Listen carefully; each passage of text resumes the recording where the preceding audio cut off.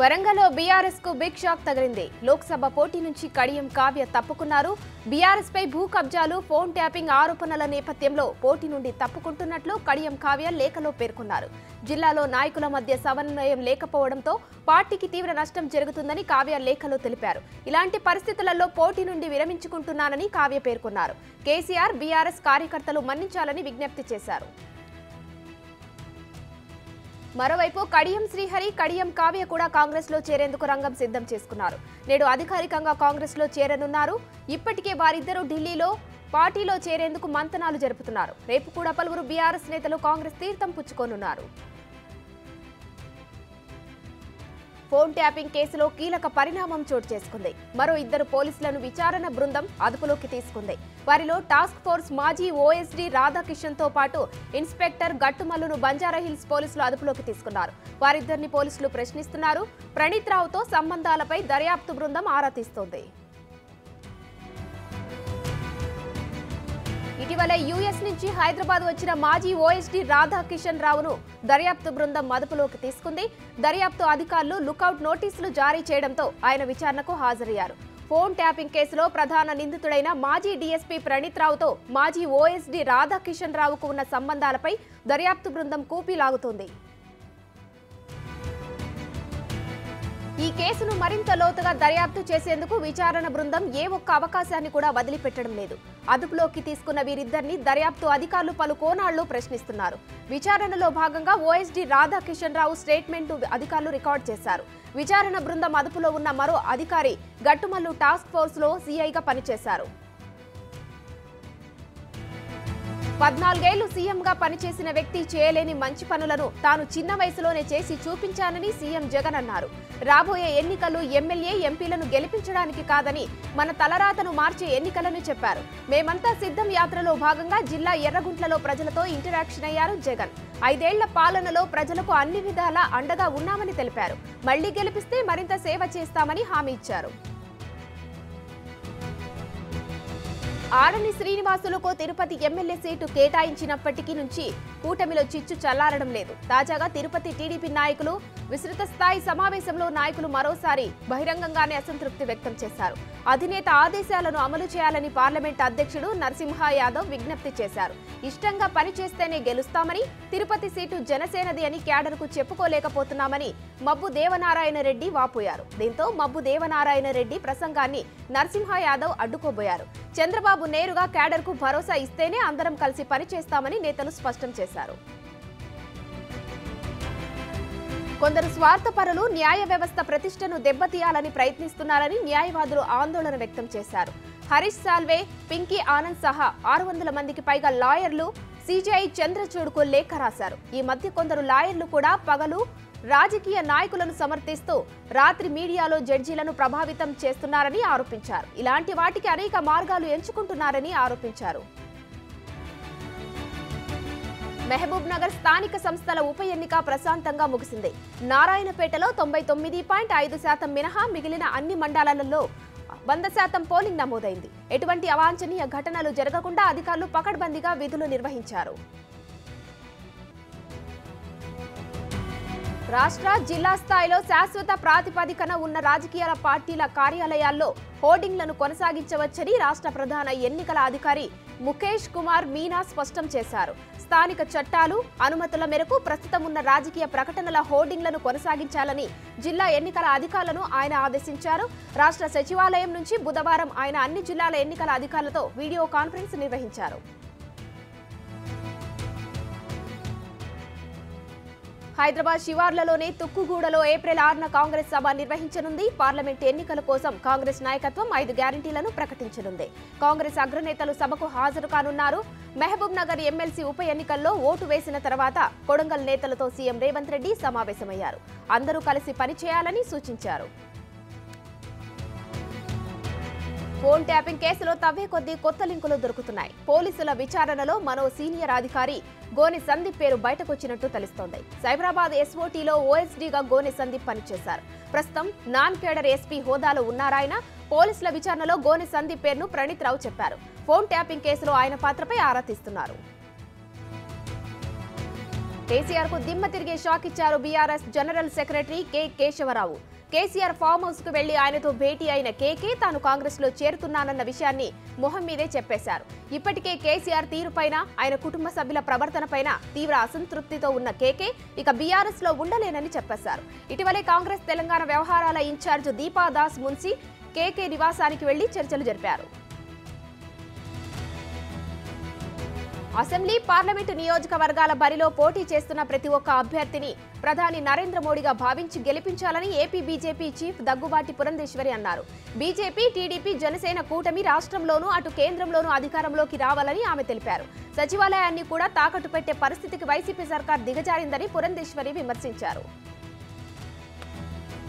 ముఖ్యమంత్రి రేవంత్ రెడ్డి కొడంగల్లోనే తన నివాసంలో పాలమూరు నేతలతో సమావేశమయ్యారు. స్థానిక రాజకీయాలు, పార్లమెంటు ఎన్నికల వ్యూహాలపై చర్చించారు. వంశీచంద్ రెడ్డికి 50,000 ఓట్ల మెజారిటీ వచ్చేలా పనిచేయాలని సీఎం రేవంత్ సూచించారు. రాబోయే రోజుల్లో కొడంగల్ పెద్ద ఎత్తున ఉద్యోగాలు వస్తాయని తెలిపారు. అలాగే మెడికల్ కాలేజీలు, ఇంజనీరింగ్ కాలేజీలతో పాటు పెద్ద ఎత్తున రోడ్లు వస్తాయని చెప్పారు. ఫోన్ ట్యాపింగ్ కేసులో కొత్త కోణాలు తెరపైకి వస్తున్నాయి. మాజీ మంత్రి హరీష్ రావు పేరు తెరపైకి వచ్చింది. హుజూరాబాద్ బైపోల్స్ లోనూ ట్యాపింగ్ జరిగిందని కాంగ్రెస్ నాయకులు ఆరోపణలు చేయడమే కాదు, డీజీపీని కలిసి ఫిర్యాదు కూడా చేశారు. కేసీఆర్ ఫామ్ హౌస్ లోనే వార్ రూమ్ ఉందంటున్నారు. కేసీఆర్, కేటీఆర్ తో పాటు హరీష్ రావు పాత్ర కూడా ఉందంటూ ఫిర్యాదు చేశారు. తిరుపతి అసెంబ్లీ స్థానం విషయంలో కూటమిలో నెలకొన్న వివాదానికి పరిష్కారం దిశగా అడుగులు పడుతున్నాయి. టీడీపీ నేతలు విస్తృత స్థాయి సమావేశం నిర్వహించారు. జనసేనకు పూర్తి మద్దతు ప్రకటించాలని నిర్ణయించారు. అయితే చంద్రబాబు నుంచి తమకు స్పష్టమైన ఆదేశాలు, హామీలు రావాలని మెలికపెట్టారు. ఓటమి భయంతోనే అధికార పార్టీ విజిలెన్స్ దాడులు చేయిస్తోందని తిరుపతి టీడీపీ నేత కోడూరు బాలసుబ్రహ్మణ్యం విమర్శించారు. ఇక తిరుపతిలో జనసేన అభ్యర్థితో కలిసి పనిచేస్తామని తెలిపారు. కానీ చంద్రబాబు నుంచి స్పష్టమైన ఆదేశాలు రావాలన్నారు. వరంగల్ జిల్లాలో చాలా ప్రాంతాల్లో ఉష్ణోగ్రతలు రోజురోజుకి పెరుగుతున్నాయి. రాబోయే 2-3 రోజులు మరింత పెరగవచ్చని వాతావరణ శాఖ అధికారులు తెలిపారు. ప్రజలు అవసరం ఉంటేనే బయటకు రావాలని ఆరెంజ్ హెచ్చరికలను కూడా జారీ చేశారు. ఇప్పటికే జిల్లాలో 40 డిగ్రీలకు పైగా ఉష్ణోగ్రతలు నమోదవుతున్నాయి. పామరులో ఫ్యాన్ పార్టీ హ్యాట్రిక్ తథ్యమని, కూటమి వలన వైసీపీకి నష్టం లేదని అన్నారు పామరు వైసీపీ ఎమ్మెల్యే అభ్యర్థి కైలా అనిల్ కుమార్. ఎంతమంది కలిసి వచ్చిన వైసీపీని అభివృద్ధి, సంక్షేమ పథకాలు గెలిపిస్తాయని తెలిపారు. ఉమ్మడి కృష్ణా జిల్లాలో 16కి 16 గెలుస్తామన్నారు. ఢిల్లీ లిక్కర్ స్కామ్ లో అరెస్టైన తీహార్ జైల్లో ఉన్న బీఆర్ఎస్ ఎమ్మెల్సీ మరోసారి రౌస్ రెవెన్యూ కోర్టును ఆశ్రయించారు. తీహార్ జైల్లో అధికారుల తీర్పై అసంతృప్తి వ్యక్తం చేస్తూ కోర్టులో పిటిషన్ దాఖలు చేశారు. తనకు మహిళలకు సంబంధించిన పలు అనారోగ్య సమస్యలు ఉన్నాయని పిటిషన్లో పేర్కొన్నారు. వాటికి తోడు రక్తపోటు సమస్య అధికంగా ఉందని తెలిపారు. ఈ విషయాలను దృష్టిలో పెట్టుకుని న్యాయస్థానం జైలు అధికారులకు ఆదేశాలు ఇచ్చిందని పిటిషన్లో గుర్తు చేశారు. ఇంటి భోజనాన్ని అనుమతించడం లేదని, పరుపులు ఏర్పాటు చేయడం లేదని, చెప్పులు కూడా వేసుకోవడానికి అనుమతించడం లేదని కవిత పేర్కొన్నారు. బట్టలు, బెడ్షీట్స్, బుక్ బ్లాంకెట్స్ అనుమతించడం లేదని, పెన్ను, పేపర్లను అందుబాటులో ఉంచడం లేదని, కనీసం కళ్లజోడు కూడా అనుమతించడం లేదని పిటిషన్లో తెలిపారు కవిత. దీనిపై తగిన చర్యలు తీసుకోవాలని కోరారు. బీఆర్ఎస్ నేత మాజీ మంత్రి కేటీఆర్ కొత్త చిక్కుల్లో పడ్డారు. సీఎం రేవంత్ రెడ్డిపై అనుచిత వ్యాఖ్యలు చేసినందుకు హనుమకొండలో కాంగ్రెస్ నేతలు పోలీస్ స్టేషన్లో ఫిర్యాదు చేశారు. ఆధారంలోనే ఆరోపణలు చేస్తూ రేవంత్ రెడ్డిని అవమానపరుస్తున్నారంటూ ఫిర్యాదులో తెలిపారు కాంగ్రెస్ నేతలు. వెంటనే కేటీఆర్ పై చర్యలు తీసుకోవాలని డిమాండ్ చేశారు. సీఎం జగన్ పై వైఎస్ సునీత సంచలన వ్యాఖ్యలు చేశారు. వివేకా హత్య కేసులో సీబీఐ విచారణను ఎందుకు అడ్డుకున్నారని ప్రశ్నించారు. మీ పాత్ర బయటకు వస్తుందని భయపడుతున్నారా అని నిలదీశారు. 5 ఏళ్ల క్రితం సీబీఐ విచారణని డిమాండ్ చేసిన తర్వాత ఎందుకు వద్దన్నారని సూటిగా ప్రశ్నించారు. ఏపీలో ఎన్నికల వేళ పోలీసులు తనిఖీల స్పీడ్ పెంచారు. బాపట్ల టీడీపీ అభ్యర్థి వేగేశన నరేంద్రవర్మకు చెందిన రాయల్ మెరైన్ రొయ్యల ఫ్యాక్టరీలో తనిఖీలు జరిగాయి. చీరాల డీఎస్పీ ఆధ్వర్యంలో పోలీసులు సోదాలు చేశారు. ఈ సోదాల్లో పోలీసులు 56 లక్షల రూపాయలు గుర్తించారు. అయితే అవి ఉద్యోగుల జీతాల కోసం సమకూర్చిన డబ్బు అని వేగేష్ వర్మ పోలీసులకు తెలిపారు. చంద్రబాబు హయాంలో పేదల ఇళ్ల రుణాలు రద్దు చేసి పట్టాలు రిజిస్ట్రేషన్లు చేసినట్టు నిరూపిస్తే తాను రాజకీయాల నుంచి తప్పుకుంటానని గుడివాడ ఎమ్మెల్యే కొడాలి నాని సవాలు చేశారు. 20 ఏళ్ల పేదల ఇంటి స్థలం రుణాన్ని ఒక్క రూపాయి కూడా కట్టించుకోకుండా రద్దు చేసి సీఎం జగన్ చరిత్ర సృష్టించారని ఆయన అన్నారు. జగన్ మళ్లీ అధికారంలోకి వచ్చాక టిడ్కో ఇళ్ల రుణాలను కూడా రద్దు చేస్తామని కొడాలి నాని తెలిపారు. నర్సారావుపేటలో అసమ్మతి నేతలు డాక్టర్ గజ్జల బ్రహ్మారెడ్డి, ఎమ్మెల్యే డాక్టర్ గోపిరెడ్డి శ్రీనివాసరెడ్డి మధ్య సయోధ్య కుదిరింది. 4-5 నెలలుగా నర్సారావుపేట వైసీపీలో అనిశ్చితి ఏర్పడిందని, విజయసాయిరెడ్డి, ఆళ్ల అయోధ్యరామిరెడ్డి ఆ తర్వాత సీఎం జగన్ అందరినీ పిలిచి సమస్య పరిష్కారం దిశగా ఆదేశాలు ఇచ్చారని బ్రహ్మారెడ్డి అన్నారు.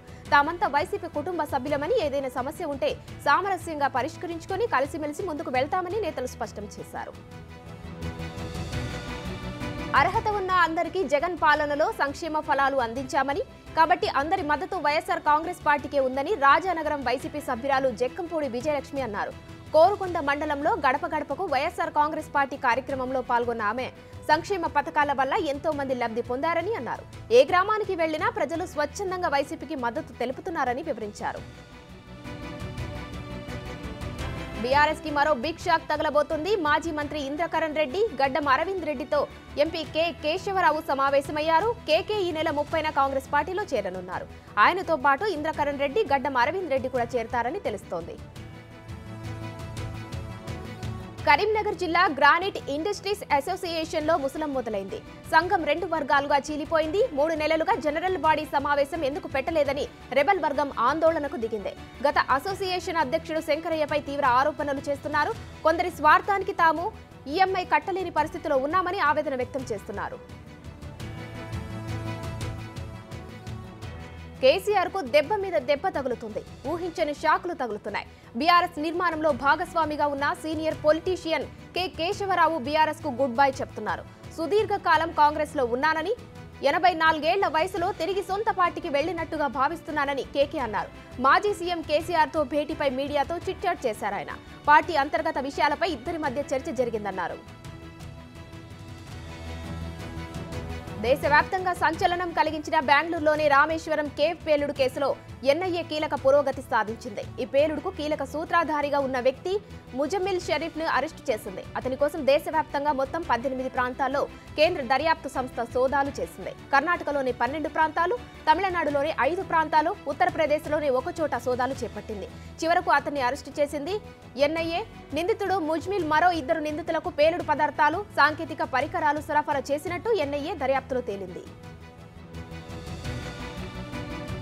సోదాల్లో నగదుతో పాటు వివిధ ఎలక్ట్రానిక్ డివైజ్లను అధికారులు స్వాధీనం చేసుకున్నారు. అయితే ప్రధాన సూత్రధారులు సాజిబ్ హుసేన్, అబ్దుల్ మంతెన్ ఇంకా పరారీలోనే ఉన్నారు. ఇక రామేశ్వరం పేలుడు వెనకాల భారీ కుట్ర ఉందని ఎన్ఐఏ వెల్లడించింది.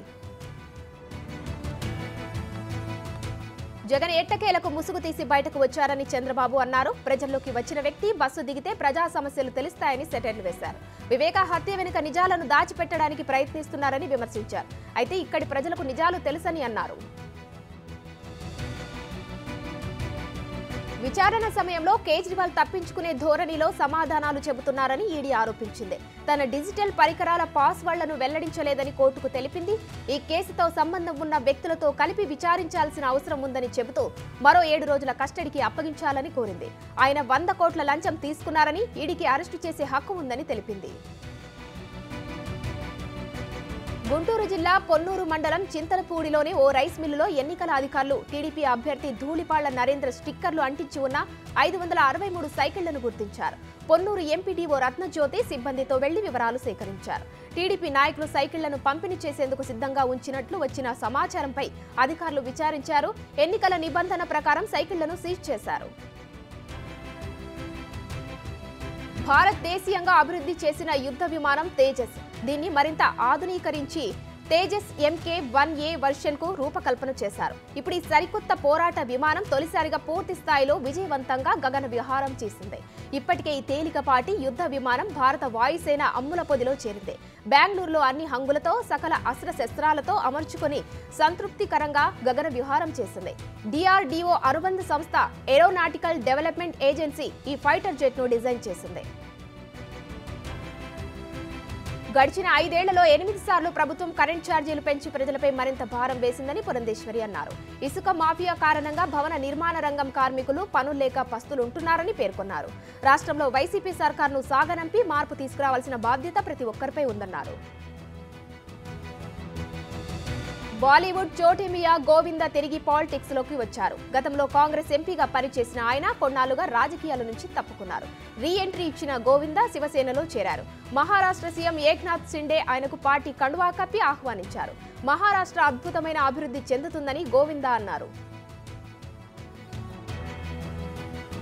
బీఆర్ఎస్ ప్రభుత్వం రాజకీయంగా లబ్ధి పొందేందుకు ఫోన్ ట్యాపింగ్ కు పాల్పడిందని సీరియస్ కామెంట్స్ చేశారు బీజేపీ ఎంపీ లక్ష్మణ్. అలాగే ముఖ్యమంత్రి రేవంత్ రెడ్డి వ్యాఖ్యలు తాటాకు చప్పుడు కాదని నిరూపించుకోవాలని సవాల్ విసిరారు. గత ప్రభుత్వం ఫోన్ ట్యాపింగ్ కు పాల్పడితే సందట్లో సడేమియా అన్నట్టుగా అధికారులు సర్దుకున్నారు. గత ప్రభుత్వం రాజకీయంగా లబ్ధి పొందేందుకు ఫోన్ ట్యాపింగ్ కు పాల్పడిందని, రాజ్యాంగం కల్పించిన హక్కును గత ప్రభుత్వం అణిచివేసిందన్నారు. మాజీ మంత్రి వైఎస్ వివేకానందరెడ్డి హత్య కేసులో ఎంపీ అవినాష్ రెడ్డికి ఇచ్చిన ముందస్తు బెయిల్ రద్దు చేయాలని దాఖలైన పిటిషన్పై తెలంగాణ హైకోర్టులో విచారణ జరిగింది.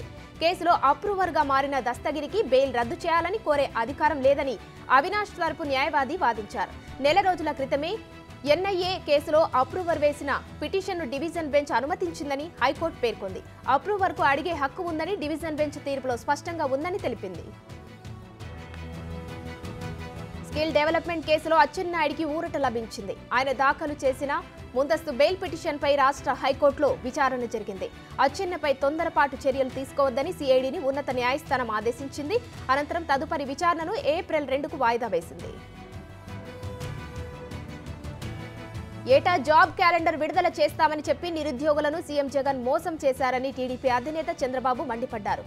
కూటమి అధికారంలోకి రాగానే 20 లక్షల ఉద్యోగాలు భర్తీ చేస్తామని చంద్రబాబు హామీ ఇచ్చారు. ఫోన్ ట్యాపింగ్ కేసులో ప్రణీత్ రావుతో పాటు అదనపు ఎస్పీలు భుజంగరావు, తిరుపతన్నను అరెస్టు చేసిన విషయం తెలిసిందే. ప్రముఖుల వ్యక్తిగత విషయాలపై వీరు నిఘా పెట్టి ప్రభుత్వం మారాక హార్డ్ డిస్క్లను ధ్వంసం చేసినట్లు ఆరోపణలున్నాయి.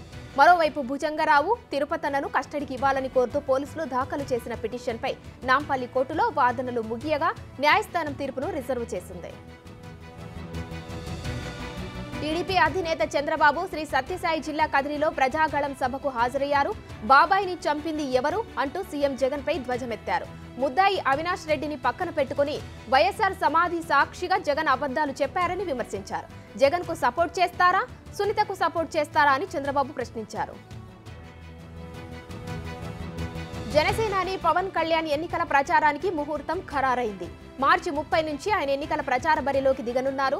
ఈ ప్రచార కార్యక్రమానికి వారాహి విజయ్ భేరి అని నామకరణం చేశారు. తాను అసెంబ్లీకి పోటీ చేస్తున్న పిఠాపురం నియోజకవర్గం నుంచే పవన్ తన వారాహి విజయ్ భేరి ప్రచార పర్వానికి శ్రీకారం చుట్టనున్నారు. తొలి సభ ఈ నెల 30న చేబ్రోలు రామాలయం సెంటర్లో సాయంత్రం 4 గంటలకు ప్రారంభం కానుంది. ఐపీఎల్ 17వ సీజన్లో రాజస్థాన్ వరుసగా 2వ విజయం సాధించింది. ఢిల్లీతో జరిగిన మ్యాచ్లో ఆ జట్టు 12 పరుగుల తేడాతో గెలుపొందింది. తొలుత బ్యాటింగ్ చేసిన రాజస్థాన్ నిర్ణీత 20 ఓవర్లలో 5 వికెట్ల నష్టానికి 185 పరుగులు చేసింది. అనంతరం బ్యాటింగ్ చేసిన ఢిల్లీ 20 ఓవర్లలో 5 వికెట్లు కోల్పోయి 173 పరుగులు చేసింది. కాంగ్రెస్ చెన్నూరు ఎమ్మెల్యే వివేక్ వెంకటస్వామి కుటుంబం పెద్దపల్లిలో సామ్రాజ్యవాద విస్తరణకు కుట్రలు చేస్తోందని బీఆర్ఎస్ నేత బాల్కా సుమన్ ఆరోపించారు. కాంగ్రెస్ ప్రభుత్వం ప్రజలకిచ్చిన హామీలను మరిచిపోయిందని విమర్శించారు.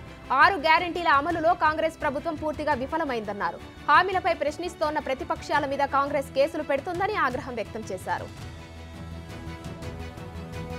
మేమంతా సిద్ధం బస్సు యాత్ర నేడు కర్నూలు జిల్లా పెంచికలపాడులోనే రాత్రి బస చేసిన ప్రాంతం నుంచి ప్రారంభమవుతుంది. ఈ యాత్రలో భాగంగా ముఖ్యమంత్రి వైఎస్ జగన్మోహన్ రెడ్డి ఉదయం 9 గంటలకు పెంచికలపాడు నుంచి రామచంద్రాపురం, కోడుమూరు, హంద్రి, కైరవడి, గోనెగండ్ల మీదుగా రాళ్లదొడ్డి చేరుకుంటారు. రాళ్లదొడ్డికి ముందు భోజన విరామం తీసుకుంటారు. అనంతరం కడిమెట్ల మీదుగా ఎమిగనూరులోని వీవర్స్ కాలనీ సొసైటీ గ్రౌండ్ దగ్గర బహిరంగ సభలో సాయంత్రం 3 గంటలకు పాల్గొని ప్రసంగిస్తారు. కేసీఆర్ ప్రభుత్వ కాలంలో 10 సంవత్సరాల్లో ఏ రోజు కూడా మతం పేరుతో రాజకీయం చేయలేదని మాజీ మంత్రి కేటీఆర్ అన్నారు. సిరిసిల్ల పట్టణంలోని ముస్లిం షాదీఖానాలో ఏర్పాటు చేసిన ఇఫ్తార్ విందులో కేటీఆర్ పాల్గొని మాట్లాడారు. పేదవాడు ఏ మతస్థుడైనా కూడా మనిషిలాగా చూసి వారికి కావాల్సిన వసతులు కేసీఆర్ అందించారని తెలిపారు. ఆసిఫ్ నగర్ పోలీస్ స్టేషన్లో వాహనాల పార్కింగ్ ప్లేస్లో అగ్ని ప్రమాదం జరిగింది.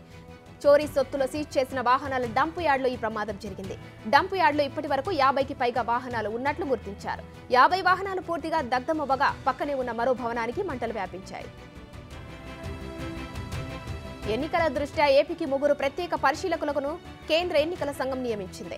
సాధారణ ఎన్నికల అబ్జర్వర్గా రామ్మోహన్ మిశ్రా, పోలీస్ వ్యవహారాల పరిశీలకుడిగా దీపక్ మిశ్రా, ఎన్నికల వ్యయ పరిశీలకుడిగా నీనా నిగమ్ను నియమించారు. వచ్చే వారంలో ఈ 3 రాష్ట్రానికి రానున్నారు. ఎన్నికలు సమీపిస్తున్న నేపథ్యంలో జిల్లాలో విస్తృతంగా పర్యటించనున్నారు. తెలంగాణలోని ఇంటర్ కాలేజీలకు ఇంటర్మీడియట్ బోర్డు సెలవులు ప్రకటించింది. మార్చి 30వ తేదీ ఇంటర్ కాలేజీలకు ఈ విద్యా సంవత్సరానికి చివరి పరిదినంగా ప్రకటించింది.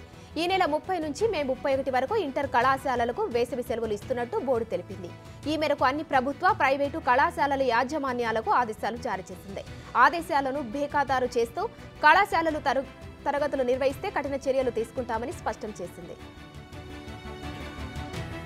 న్యాయ వ్యవస్థ సమగ్రతను దెబ్బతీసేందుకు కొందరు ప్రయత్నిస్తున్నారని ఆరోపిస్తూ 600 మందికి పైగా లాయర్లు సీజేఐ జస్టిస్ డివై చంద్రచూడ్కు రాసిన లేఖపై ప్రధాని నరేంద్ర మోడీ స్పందించారు. ఇతరులను వేధించడం, బెదిరించడం కాంగ్రెస్ సంస్కృతి అని విమర్శించారు. 5 దశాబ్దాల క్రితం కాంగ్రెస్ కేంద్రానికి కట్టుబడి ఉండే న్యాయ వ్యవస్థ కోసం పిలుపునిచ్చిందన్నారు. స్వార్థ ప్రయోజనాల కోసం ఇతరుల నుంచి నిబద్ధతను కోరుకుంటారని, కానీ దేశంపై ఎలాంటి నిబద్ధత చాటుకోరని విమర్శించారు. ప్రధాని మోదీ ఎన్నికల నాటకాలు ప్రజలకు తెలుసని ముఖ్యమంత్రి స్టాలిన్ తెలిపారు. విరుద్నగర్ జిల్లా శ్రీవిల్లిపుత్తూరులో డీఎంకే ఎన్నికల ప్రచారం నిర్వహించారు. రాష్ట్రంలో కోట్ల మంది ప్రజలు లబ్ధి పొందేలా స్వర్ణయుగ పాలన అందిస్తున్నామన్నారు. నేడు రాష్ట్రంలో అన్ని వర్గాల ప్రజలు విద్య, ఉపాధి అవకాశాలు పొంది అభివృద్ధి సాధిస్తున్నారంటే 100 ఏళ్ల ముందు తీసుకొచ్చిన చట్టాలే కారణమన్నారు. ప్రేక్షకుల్ని, అభిమానుల్ని ఆశ్చర్యపరుస్తూ తన కొత్త సినిమాను ప్రకటించారు సూర్య.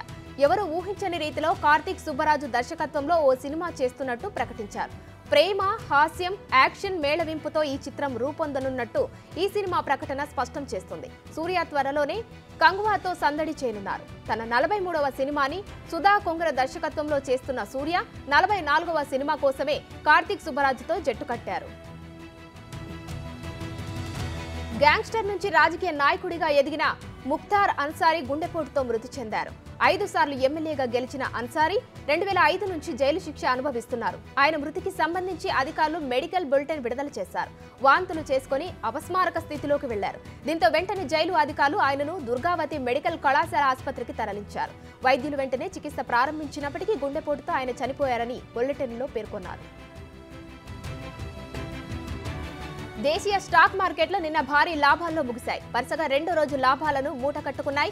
అంతర్జాతీయ సానుకూలతలతో పాటు బ్యాంకింగ్, ఐటీ రంగ షేర్లలో కొనుగోళ్ల మద్దతుతో మార్కెట్ లాభాల్లో దూసుకుపోయాయి. ట్రేడింగ్ ముగిసే సమయానికి సెన్సెక్స్ 655 పాయింట్లు లాభపడి 73,651కి ఎగబాకింది. నిఫ్టీ 203 పాయింట్లు పుంజుకొని 22,326 వద్ద స్థిరపడింది. అమెరికా డాలర్తో రూపాయి మారకం విలువ 83.40గా ఉంది.